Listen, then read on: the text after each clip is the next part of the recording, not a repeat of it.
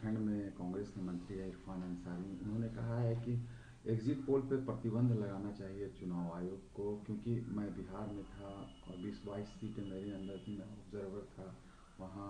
वहाँ हम भारी बहुमत से जीत रहे हैं, फिर भी वहाँ हार दिखाई जा रही है।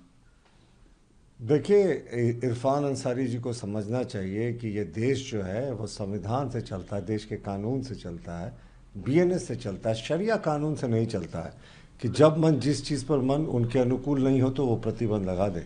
अगर इनको इतना ही प्रतिबंध लगाने और शरिया कानून का शौक है तो चले जाए मिडिल ईस्ट के देशों में जहाँ शरिया कानून लागू है। पर इस देश में क्यों प्रतिबंध लगाने की बात करते हैं? आपके अनुकूल नहीं है तो आप प्रतिबंध लगा देंगे।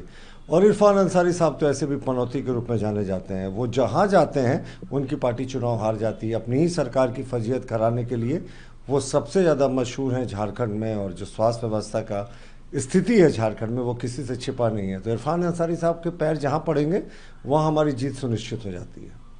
वहीं बिहार में कल एक्सिस माई इंडिया का एग्जिट पोल आया, जिसमें एनडीए को मामूली बढ़त दिखाया जा रहा है, और 20 साल के जो सत्ता के विरोधी लहर के बावजूद भी बिहार में एनडीए को मामूली बढ़त और महागठबंधन को 98 से 118 सीटें मिलने की संभावना दिखाई जा रही है, और आरजेडी को बड़ी पार्टी के रूप में वो दिखाई। देखिए, एवरेज ऑफ ऑल पोल्स, यानी जितने भी अभी तक एग्जिट पोल्स में, सबका अगर आप एवरेज पोल सर्वे निकालेंगे तो mother of all time victories हो रही है एनडीए की।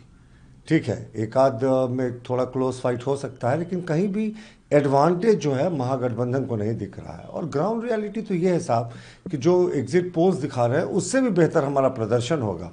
लोगों की रूहें कांप जाती हैं लालू राबड़ी के वो 15 वर्षों के जंगल राज को याद करके। और 20 वर्षों में बिहार ने एक नई अंगड़ाई ली है, विकास की अंगड़ाई ली है, विकास की ओर बढ़ा है देश। प्रधानमंत्री नरेंद्र मोदी जी के सहयोग से, नीतीश कुमार जी के नेतृत्व में, बीजेपी और जदयू के शासनकाल में, तो हमें लगता है कि इस बार मदर ऑफ ऑल विक्ट्रीज होगी एनडीए की और पूरा देश देखता रह जाएगा।